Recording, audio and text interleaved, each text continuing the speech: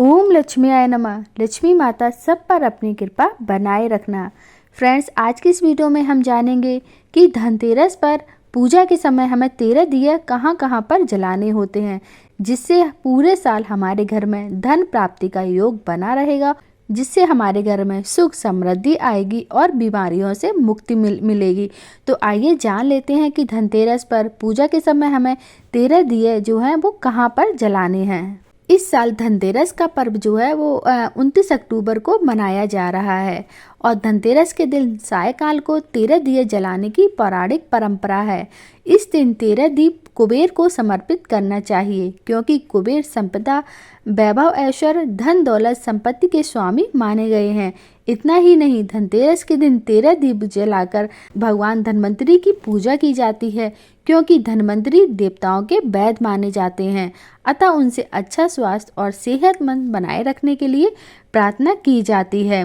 धनतेरस की शाम को घर के बाहर मुख्य द्वार पर आंगन में दीप जलाने की प्रथा है। जिस प्रकार माँ लक्ष्मी सागर मंथन से उत्पन्न हुई थी, उसी प्रकार भगवान धन्वंतरी भी अमृत कलश के साथ समुद्र मंथन से उत्पन्न हुए थे।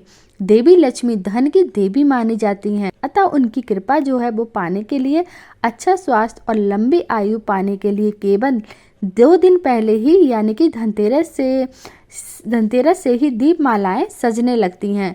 और यही कारण है कि धनतेरस के दिन सायकाल घर आंगन में 13 दीप जलाने से जीवन में सुख समृद्धि आती है तथा स्वास्थ्य और सेहत की कामना के लिए इस दिन 13 दीप जलाने का विशेष महत्व है।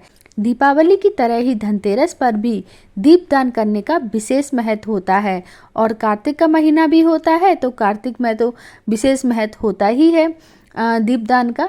और इस दिन सायकाल को पूजन के पश्चात घर में 13 दीपक जलाकर 13 दीपक जलाकर पहला जो दिया है वो यम के नाम का दक्षिण दिशा में रखना है और फिर माँ लक्ष्मी के सामने यानी कि दूसरा दिया पूजा स्थान पर रखना है। मुख्य द्वार पर 2 दिए और फिर तुलसी के पौधे में 1 दिया रखना है।